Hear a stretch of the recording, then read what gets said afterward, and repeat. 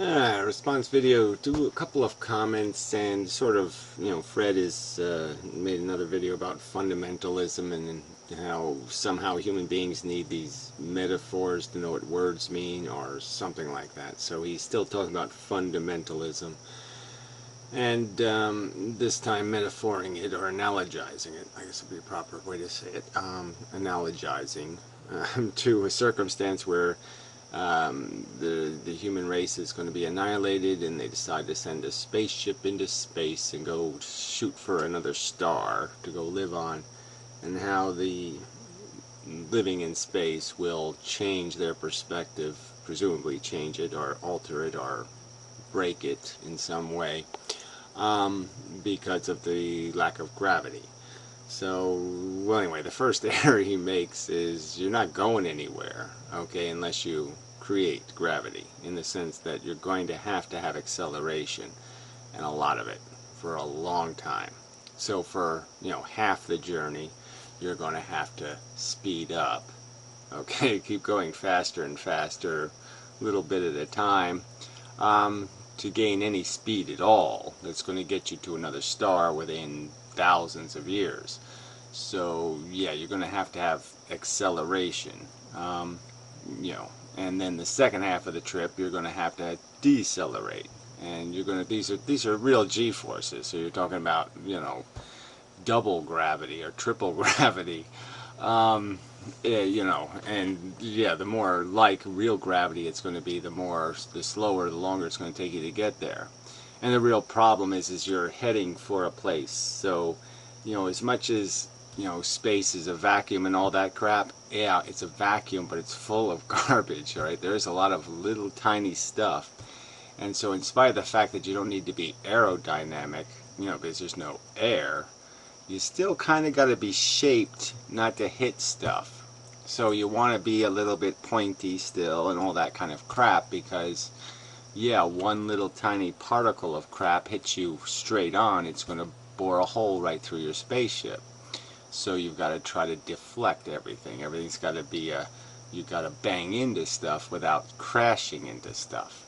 So yeah, your gravity is going to be even worse, in the sense that you're not going to have walk around gravity. You're going to have a whole bunch of gravity in a tiny bit of floor. So you're going to know fundamentalism even more. You're going to know the difference between the basement and the front of the ship even more aware of it, because the gravity is going to be even stronger. It's going to be even harder to jump your way to the front of the ship. You're going to have to crawl against your acceleration. So yeah, it's not gonna be what would be the right term? Yeah, it's just not gonna be some sort of floaty stuff for generations. You might, right in the middle part, you might be able to coast for a little while before you put on the brakes. But yeah, it's not an accurate analogy, first off. And second off, I think the replacements that would be created for an understanding of the fact that everything requires some sort of basic mixture, ingredients. I mean, even cooking, you'd still have to mix food, or you still have to process something, and you still go through a process to process. There's still a A button, and then a B button, and then a C button for everything you do. There would be stages. So you'd still get the idea. You'd still have lots of concepts around you that would give you this understanding. And you'd be in such a non-physically functional environment, where your physical body is now being converted, and you're living more like rats than you are living like standing up primates. That you're going to get even more of a feel for the lack of symmetry and the difficulty and all of these kind of concepts. So I don't think there would be a lack of appreciation, and nor would there be, I think there would be a heightened understanding of things that are circular, like logic, circular reasoning. Where you just, what are we doing this for again? To satisfy generation 15, who doesn't even exist yet and doesn't need to exist yet and is supposed to need to be on some kind of foreign world that we don't even know exists. I mean, in so many ways it just doesn't make any sense. You're going to go travel across the universe to get to another star so you can find a totally uninhabitable planet to land on and live in your box. Come on. Who's going to make sense out of that? No, that's right. No, absolutely nobody's going to make any sense out of that. But that's pretty much all we're doing now anyway. So anyways, on this subject of physics, I mean, this is, sort of an important subject. So I'm going to do another physics, and then I'll do a stupid, whatever, feeling comment. But anyway, somebody posted this comment. I learned something new. The complete formula is E equals mc squared plus pc squared, whatever, which is supposed to be momentum. When a body isn't moving, p, momentum, is 0, you can get this simple version, E equals mc squared, which is interesting. Well, I don't think it's interesting, because I don't think that Einstein would do that, because that breaks relativity. I mean, that's the whole point of relativity, is it's basically saying you can't give momentum to an object, because, in terms of its energy, because you don't know which object, truly relatively speaking, is doing the moving. I mean, we could be doing the moving, or the planet could be doing the moving, or the solar system could be doing the moving, or the universe could be doing the moving.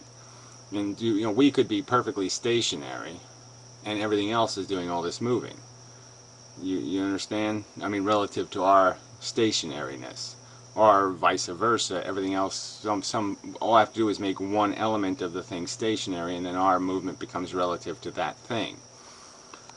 So the real point is that it isn't a component of our energy. So the momentum of matter itself has no energy value relatively. So if you're going to measure the energy of an atom, it really doesn't matter what it's doing in terms of movement. Movement is irrelevant to the total energy inside the atom. It doesn't increase the energy in the atom. It doesn't make more quanta. And all movement is arrangement. It's a change in the arrangement of the energy in a substance. So when something is forced to move, the energy, the arrangement of the atoms changes. How they're arranged changes. But the total amount of energy in the atom does not change. And so whoever put this extra crap on about momentum, this is before relativity, and it's not in the regular formula for good reason, because I would argue this has nothing to do with total energy. It has only to do with what's going to happen when two bodies impact each other in terms of what kind of energy is going to be released. But it has nothing. It has to do with whether how much energy you're going to convert from potential energy or existing energy into kinetic energy or released energy. So that's the only thing that's going to be relevant to momentum. Momentum is only going, physical momentum, or the movement of atoms themselves, is only going to indicate in what kind of stability condition the atom is in, and whether it's going to release energy more easily, because it's in a non-neutral arrangement. But the total energy, the total number of quanta, doesn't change. So I don't think Einstein said this. So I don't think you learned something new. I think you were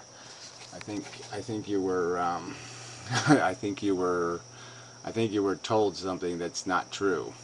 Yeah, so I don't buy that. It's nonsense.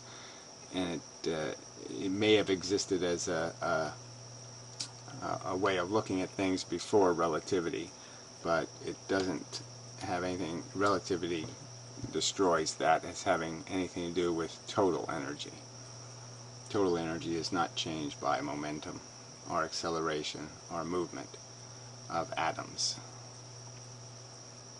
There's no energy value in movement. Yeah, I mean, there just isn't. It's an illusion that there's any energy in the movement of atoms. There's no energy in the movement of atoms. There's only energy in the atoms. And their arrangement dictates how easily the energy can be released. Yeah. Alright, so anyway. I don't know if there's anything else on here that I need to bother with. Okay, so we'll go to this other comment that was just too silly, so I'm gonna go look at it because it's too silly. Alright, so this thing called, yeah, I'll put it in my crap list. Carla Dilla something or other, whatever. Anyway, we only feel that suffering is important. It's just, we only feel that suffering is important. There's no way to avoid it. Alright, let's understand what suffering is. Okay, suffering are these repulsive, unpleasant sensations that we experience because through evolution, feeling repulsive experiences motivated organisms not to do things. Okay, and there was things that would be not conducive to survival, so they became repulsive. They became unpleasant. Okay, things that would harm you or hurt you, and the fact that you were damageable, all these things required the creation of sensations that would teach us. That's also part of this, is learning not to do something.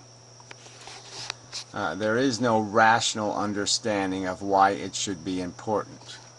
Well, again, its importance is manifested in the very fact of it. The fact that it is the thing that we have created these words to describe. And all the words that have real core value, weight, horror, evil, nasty, all these things, has something to do with the fact that something creates these feelings. That they create this thing called harm. So it is manifest in the thing itself. I mean, it's like explaining the potential of an electron, the negative or positive, or some other mechanical thing. There's a point where you can't go any deeper. You can't say anything more. You can't break it, quantize it any further. There's no further breaking of it down. And this is the black and white of sensation, is the fact that there's repulsion and attraction. It's a fundamental force in the universe. It's a fundamental force motivating conscious organisms, and the nature of its badness and the nature of its goodness is not something that can be rationally discerned. It has to be felt. I couldn't explain exactly what it is to feel negative feelings or positive feelings to something that can't feel. I can only suggest it to it. I can only suggest it as a concept, and it could either accept the existence of the concept or not accept the existence of the concept, but without the feeling of it, the actual sensation itself, it can't measure it. It can't put it on a scale in any way whatsoever. You have to have the scale of consciousness, the ability to feel, to know how the scale is tipped. If someone feels that suffering is not important, is not as important as life, well, that's not the subject of the video. It really isn't. Okay, but I mean, it's stupid to first you argue that it has importance irrationally, and it doesn't. It has very rational importance. Its negative weight and positive weight is apparent to anybody experiencing it. Now, the question of whether somebody justifies it is a question of their desire versus the incurment of the negative sensation. So they obviously must want something from life. Okay, they can't just say, okay, life, without any desire or want. Without desire or want, or some investment in it, some attachment to it, there can be no explanation why you would accept any suffering for something that has no value in terms of creating any kind of notion in the head of what will be gained by experiencing it. So people obviously have some sort of desire perception. There is something they're going to gain, which is some sort of super orgasm or singularity, or I have to hear my grandchildren say I love you, or whatever the mission statement is, that has them in the position where they're saying whatever horror I have to incur, whatever repulsiveness I will experience, somehow will be worth it because I will gain this accomplishment that somehow has a perception of value great enough. I mean, if I made heaven into, I don't know, a rowboat in a bucket of slime and said that's heaven, well, people wouldn't invest very much to get into the rowboat in a bucket of slime. You know, just like a 10-foot little bucket, you just spin around circles all day and that's heaven. So obviously, but if I make heaven some sort of glorious place with all kinds of escalators and everybody in white and everybody's having fascinating conversations and, you know, jiggling each other's balls and such, yeah, well then they're willing to invest more in it because it has more potential. They can imagine themselves spending years and years and years and decades going up all the escalators and buying all kinds of interesting stuff at the mall. But if they're just in a rowboat spinning around in circles, you're going to know, hey, that's not worth very much. So again, it has to do with your perception of what life produces. And so if you think life is escalators and happy fun time, well then you'll invest something in it. But if you realize that life is, oh, you're just going to die, and you're going to do it pretty much figuring, I still had more shit to get done. I still hadn't played roulette enough. Or I never got to the poker table. I didn't get to throw more risk dice. You know, you're still going to think it's undone unless you're in such a horrid condition that you're just desperate to get off the boat. Why should they then nevertheless conclude that it is more important than life? Well, again, they're not obligated to do that. I'm just saying I rationally, when I look at it, I rationally conclude that life is a zero-sum game, okay? It's all a delusion of accomplishment. Everything we feel good about is usually crap, like I got the trophy wife, or I beat the other guy at shuffleboard, or some other kind of crass, stupid accomplishments. We really don't have much passion to, you know, obviously, you know, people are more obsessed with throwing basketballs and hoops than they are curing cancer. Quite obviously. Finding solutions to social problems, oh, that's just work and it's thankless. I mean, you're just going to get yelled at by people if you come up with ideas and suggest ideas. People are just going to nag you and beat you up for it. So there's no reward whatsoever for that. And so you kind of just understand that it's just that we're playing an absolute imbecile game. Only a Carla could like. You know, only somebody insatiably horny who can't figure out that they're just going to want a bigger TV next year. You know, you give them a 21-inch TV and they're going to want a 22-inch and then a 23-inch, and it's just insatiable. And if it's not insatiable, they're just gluttons who are just, you know, they're simpletons, I guess would be my argument. So yeah, if you conclude that living is worth silly amounts of suffering, and that's the amount of suffering that's really taking place, or silly amounts, I mean, it's just stupid, the waste. And if you think it's efficient enough, you think so because you're stupid. Yeah, you're just plain stupid. I'm sorry, but that's what you are. You're stupid. And especially when you're imposing the suffering on somebody else. When you're presuming for someone else that they're going to have your stupid values and think that shopping at the mall is good enough and all this kind of crap. I mean, when you're that retarded to think that other brains aren't going to sit there and see through the bullshit and say that isn't good enough, and you still impose on them, yeah, well, that just makes you damn evil. So whatever. Fuck you. Yeah, really. I mean, too stupid. She's having a conversation with the crazy fuck. You know, this Kenneth, whatever, Tetonia, crazy person. So that they would be a good couple and such. Anyway, but it's really is pitiful, these comments. I mean, Abba starts it off with some sort of irrelevant crap, and it's just you know, 5 comments of incomprehensible crap. 6 comments, not one single, and it's called reality map. I mean, it's a bold statement. Okay, I'm basically detailing reality and saying, come on, argue my reality. Here's the map. I pretty much drew it in crayon to make it easy for you. Give me a counter argument. And this is what I get. Absolute mush. Pitiful. Humans, you really are just a subspecies of Inmendum. You know, I mean, really. I mean, it just seems you're pretty much just all like idiot savants in comparison. But like, you know, no, you're more like just, you know, you're a subspecies. I must have more fused chromosomes or something. There's got to be. I mean, when I'm dead and they dissect me, you know, because really, you know, light years away. Yeah, I mean, Jesus, man, you people are dumb. So anyway, till next time, when I tell you how dumb you are some more.